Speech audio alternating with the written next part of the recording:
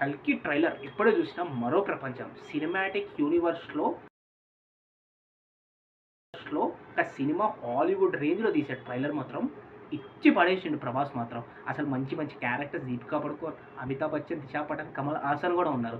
ఇంతమంది క్యారెక్టర్స్ మధ్య ఒక్కసారి ఊహించండి. ప్రభాస్ మూవీ సినిమాటిక్ యూనివర్స్ మరో ప్రపంచంలాగా ఎలా వెళ్ళిపోద్దని ఆలోచించండి. కానీ సినిమా ఒక్కటే చెప్తున్నా, డెఫినెట్లీ ప్రభాస్ ఫ్యాన్స్కి పండగ బాక్స్ బద్దలైపోద్ది. ట్రైలర్ చూస్తుంటే అసలు ఏమన్నా తీసిందా, డెఫినెట్లీ ఇక్కడ ఉండాల్సిన మూవీగా అయితే కాదనిపించింది తెలుగులో.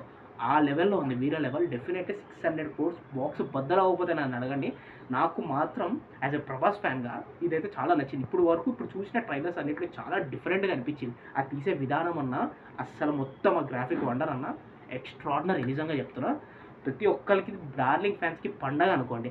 అండ్ అది లాస్ట్లో ప్రభాస్ మాట్లాడే విధానం అన్నా, అబ్బా మళ్ళా ఫైటా, అది మాత్రం మస్తు. కమాన్.